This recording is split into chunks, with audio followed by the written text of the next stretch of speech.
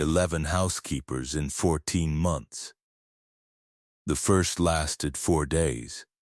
She left a handwritten resignation note on the kitchen counter and did not collect her final week's pay. The second made it to the third morning before calling the agency from the staff bathroom and asking to be reassigned immediately, she said. Please. The third, fourth, and fifth came and went within a week each. By the time the agency sent the sixth candidate, they included a quiet verbal warning. The Whitmore household had developed a reputation. The Whitmore estate sat behind iron gates on 12 acres outside of Scottsdale, Arizona from the road. It looked like a place where everything had been solved. Infinity pool. 4-car garage. A guest house larger than most people's primary residences. The kind of property that appeared in architectural magazines under headlines about effortless living. Nothing inside it was effortless. 17-year-old Serena Whitmore had made sure of that. What happened the morning the 12th candidate arrived? A woman from the Philippines named Cora Villanueva, who had traveled from a small town in Batangas, and who set her single bag down in the staff entrance hallway with the unhurried composure of someone who has never needed a grand entrance. Would not make headlines. It would not be recorded or broadcast or made into anything larger than it was. But it would change a girl who had forgotten, somewhere in the years since her mother died, that she was still a girl who could be changed. Before we go deeper, type 777 in the comments and tell us where you're watching from. If stories about quiet courage and unexpected transformation move you, please like this video, subscribe, and turn on notifications. You will not want to miss how this ends. Cora Villanueva was 51 years old and had been working in other people's houses since she was 19. She had started in Manila, then moved to Hong Kong for 8 years, then Singapore, then a placement in Vancouver that became permanent when the family she worked for sponsored her immigration papers. She had spent the past 12 years moving between placements in North America, taking on difficult households with the particular calmness of a woman who knows her own worth precisely because she has spent decades having it questioned. She was not tall. She was not imposing. She wore her uniform the way she wore everything, neatly, practically, without self-consciousness. Her hair was pulled back. She wore no jewelry except a thin ring on her right hand, her mother's, transferred to Cora's finger the afternoon of her mother's funeral and not removed since. The agency had told her about the Whitmore household with what she privately noted was an unusual degree of caution. 11 previous housekeepers. A 17-year-old daughter, a father who was frequently traveling and who had, the agency coordinator had chosen the words carefully, perhaps not always provided the structure that might have been beneficial. Cora had listened without comment. She had worked for families where the children threw things. Families where the adults threw things. Families where the cruelty was quiet and sophisticated and much harder to navigate than anything loud. She had once worked for a woman in Singapore who had reduced 4 different housekeepers to tears through nothing more than tone of voice and the specific angle of her disappointment. Cora had lasted 3 years in that household. She had left on her own terms with a written reference, and the woman had cried at her departure, genuinely the way people cry when they realize too late that someone was doing something important for them. None of this was remarkable to Cora. It was simply the work, Her mother had said something to her once when Cora was young and had come home from her first placement frustrated and bruised from the experience of being spoken to as though she were furniture. Cora, kung hindi ka matitinag ng hangin, mas lakas ka pa sa bagyo. If the wind cannot move you, you are stronger than the storm. She had not fully understood it then. 30 years later, it had become the most accurate description of herself she knew. She arrived on a Thursday morning in October. The entrance hallway of the Whitmore estate was the size of a modest apartment. The housekeeper who let her in, a woman named Gloria who handled the cooking and had survived by maintaining a policy of absolute invisibility around Serena Whitmore, showed Cora to the staff room with the expression of someone showing a newcomer to a difficult assignment and feeling guilty about it. She usually comes down around 11, Gloria said. Sometimes noon. It depends. On what? Gloria considered this, on how she's feeling. A pause. I'd recommend she stopped. What would you recommend? Cora asked. Just agree with her. About everything. It's easier. Cora said pleasantly, thank you, Gloria. She did not say whether she intended to follow the advice. At 11:40 she heard footsteps on the staircase. Unhurried footsteps, the specific pace of someone accustomed to having the world wait. Cora was in the kitchen reviewing the household schedule when Serena Whitmore walked in. She was 17, which Cora knew. She was also, Cora noted immediately, someone who had learned to wear her unhappiness as power, jaw forward, eyes evaluating, the studied boredom of a person who has been told since childhood that the correct response to pain is to make other people feel smaller than you do. Serena looked at Cora the way she looked at everything new, as something to be tested. You're the new one, she said. My name is Cora Villanueva. Good morning. Serena opened the refrigerator, stood looking at it for a long time, then closed it without taking anything. She leaned against the counter and looked at Cora again. How long do you think you'll last? Cora considered the question as though it were genuine. I haven't thought about it, she said. I'm thinking about what needs to be done this morning. Everyone thinks that at first.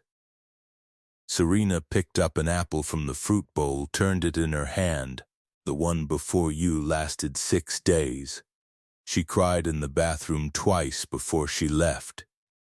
That sounds difficult, Cora said. For her. Serena stopped turning the apple. Something in the response had not landed the way she expected. I can make your life very unpleasant, she said. Cora looked at her, not unkindly but directly. The way you look at something you are assessing accurately. I have buried my parents and my older brother, she said, and raised my son alone from the age of 3 while working overseas and seeing him 4 weeks a year for 15 years. I don't say that for sympathy.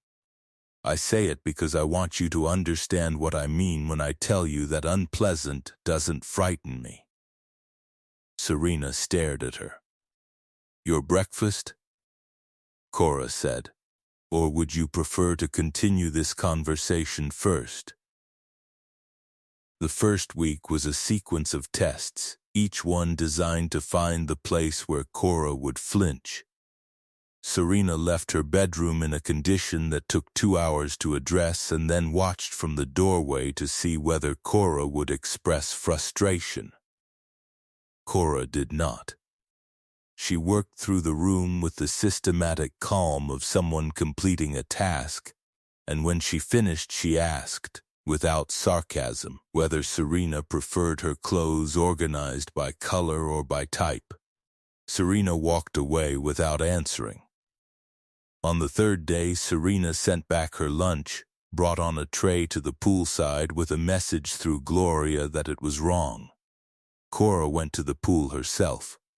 "What would you like instead?" she asked. Serena, behind sunglasses, did not look up from her phone. "I wanted what I ordered." "You ordered a salad with no dressing." "There is no dressing on the salad.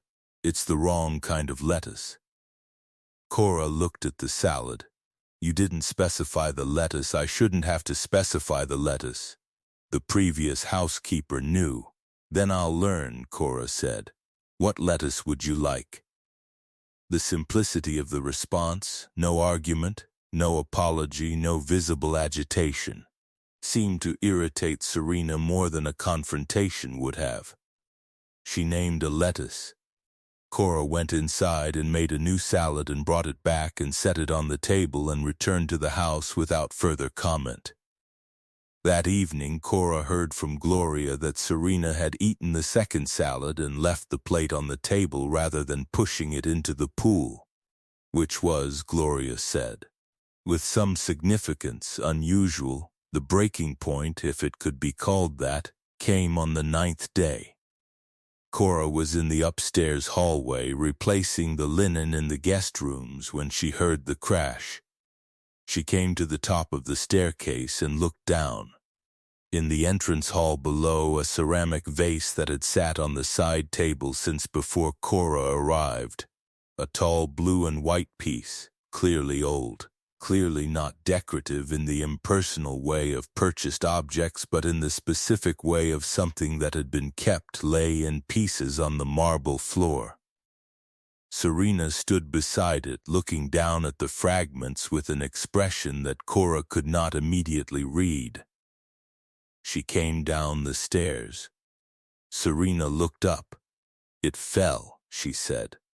The statement was delivered flatly, without conviction. Cora looked at the pieces. Then she looked at Serena. "Was it your mother's?" she asked. The silence that followed lasted only 2 seconds, but it was a different quality of silence from any that had come before. Serena's face changed, not dramatically, not visibly to someone who wasn't watching carefully. But Cora was watching carefully. "How did you know that?" Serena said. "Because of how you're looking at it," Cora said. Serena looked away. Her jaw tightened. "I'll clean it up," she said. "I'll help you," Cora said. They cleaned it in silence. Cora did not speak. Serena did not speak. When the pieces were collected and the floor was clean, Serena straightened and looked at Cora. "Can it be repaired?" Cora looked at the fragments arranged on the side table. "Some of it, not all. There's a technique, kintsugi, it's Japanese, where you repair broken things with gold. The breaks become part of it. It ends up stronger." Serena looked at the pieces for a long moment. "That seems like something someone made up to make broken things seem better than they are." "Maybe," Cora said. "Or maybe it's true." The change did not come all at once. It came in the way that most real changes come, slowly, inconsistently, with reversals and retreats that made it impossible to point to a single moment and call it the turning point. There was a morning 3 weeks in when Serena came downstairs at 7:30, unprecedented, and sat at the kitchen island while Cora was preparing breakfast, and did not say anything hostile. She simply sat there watching, and after a while asked how Cora made coffee the way she did. Cora showed her. There was an afternoon when Cora found Serena in the garden near the wall where a bougainvillea her mother had planted was struggling. She had gathered this from Gloria, who knew the history of every plant on the property, and Serena was not doing anything to it, just standing near it. Cora walked past and said nothing, which was precisely the right thing to say. There was an evening when Serena appeared at the door of the staff sitting room, a room she had presumably never entered, and stood awkwardly in the frame and said to the middle distance rather than directly to Cora, "I heard you talking to Gloria about your son." What's his name? Romar, Cora said. How old is he? 26. Do you miss him? Cora was quiet for a moment. Every day, she said. I missed him for 15 years while I was working. I knew I was missing him. I did it anyway because it was the way I could give him what he needed. A pause. It doesn't get easier. But it becomes something you understand. Serena stood in the doorway a moment longer. Then she said, My mom would have been 50 this year. Cora did not fill the silence with consolation. She let it be the size it needed to be. I know, she said. Gloria told me. Serena nodded once and left. The following morning she apologized to the chef. Not elaborately, Serena Whitmore did not do anything elaborately. And Cora suspected she never would, and thought that was fine. She stood in the kitchen doorway and said, to the chef who was preparing the morning mise en place, I've been rude to you. I'm going to try not to be. The chef, a man named Patrick who had survived 11 months in this household by being very good at his work and very quiet about everything else, looked up. Okay, he said. That was all. No performance of forgiveness, no tearful scene. Just two people adjusting their understanding of each other and moving forward. Which is how most real things happen. Cora's contract was for 3 months. On the morning of the 89th day, Richard Whitmore, who had been present for perhaps a combined total of 3 weeks over the past 3 months, called her into his study. He was a man who had made a considerable amount of money through a quality of focus that he had applied to everything in his professional life and almost nothing in his personal one. He sat across from Cora with the slightly uncertain expression of someone who has realized, later than he should have, that something important was happening under his own roof. I've noticed a change in Serena, he said. She's been working at it, Cora said. What did you do? Cora considered this honestly. I didn't do very much. I declined to leave. I declined to pretend that the things she did were acceptable, and I didn't take her behavior as information about my own worth. She paused. The rest was her. Richard looked at her. She told me you asked about her mother's vase. I noticed how she looked at it. No one else noticed. He was quiet for a moment, including me. Cora said nothing. It was not her place to agree. I'd like you to stay, Richard said. Permanently, if that's something you'd be willing to consider. I'd like to continue, Cora said. But I want to be honest with you about something, Mr. Whitmore. The reason the previous 11 housekeepers left was not because your daughter is a difficult person. It's because she is a grieving person who has never been given a framework for her grief. What I did was not remarkable. The remarkable thing is that she was willing to change when someone gave her the chance. A pause, she needs that chance to continue. That's more important than any household arrangement. Richard Whitmore looked at the woman sitting across from him, this small, unhurried woman in a neat uniform who had done in 3 months what all his wealth had failed to accomplish, and something in his face that had been closed for a long time opened slightly. I know, he said. I know she does. On the evening of the last day of Cora's initial contract, which she had agreed to extend, Serena found her in the garden sitting with a cup of tea in the last of the sunlight. She sat beside her. Neither of them spoke for a while. Then Serena said, Are you going to stay? For now, Cora said. Why? The question was genuine, not defensive, not testing, just honest. Cora looked at the bougainvillea along the garden wall, the one Serena's mother had planted, which was beginning to come back. Because, she said, I saw something worth staying for. Serena followed her gaze to the wall of pink flowers. She was quiet for a long time. My mother planted that the year before she got sick, she said. She said it would take a few years to really bloom. She paused. She didn't get to see it. No, Cora said. But you're seeing it. The sun moved lower. The bougainvillea caught the last of the light and held it. Cora, Serena said. Yes, I was terrible to a lot of people. You were. I don't know how to fix all of it. You start where you are, Cora said, and you do the next right thing. That's all it ever is. A long pause. Is that something your mother told you? Cora smiled. Something like it. The Whitmore household changed in the months that followed, not with announcements, but with the quiet accumulation of different habits. Serena returned to school with something her teachers had not seen from her before, which one of them described in apparent communication as a willingness to be in a room without controlling it.